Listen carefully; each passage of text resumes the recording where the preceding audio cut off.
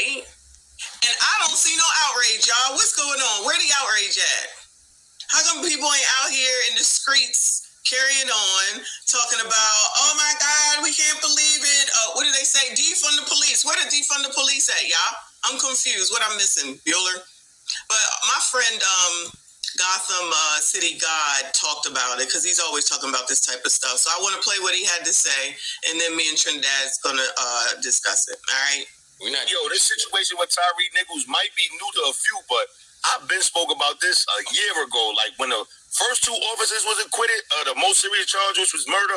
I think they was found guilty for some of the other charges, but the most serious charge, murder, they was already acquitted for. This been happened. And when I spoke about it, everybody was acting oblivious like they didn't even know who Tyre Nichols was when that man's supposed to be a household name the way these officers did him. But like I said, when I spoke about it, at the time when it first happened, you ain't see no outrage. You ain't see no marches. You ain't see no bullhorns come out. You ain't see nobody talking about no justice, no peace. You want to know why? Because it wasn't no white officers involved. I know why.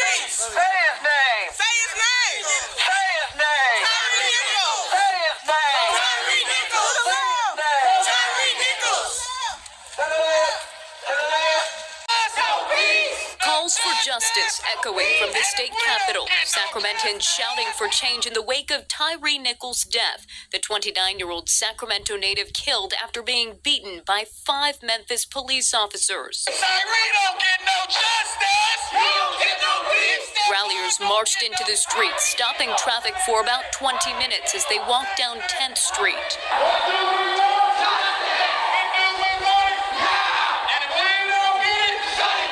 Ralliers with the I Am SAC Foundation watched on their cell phones moments after the video was released, distraught and in shock.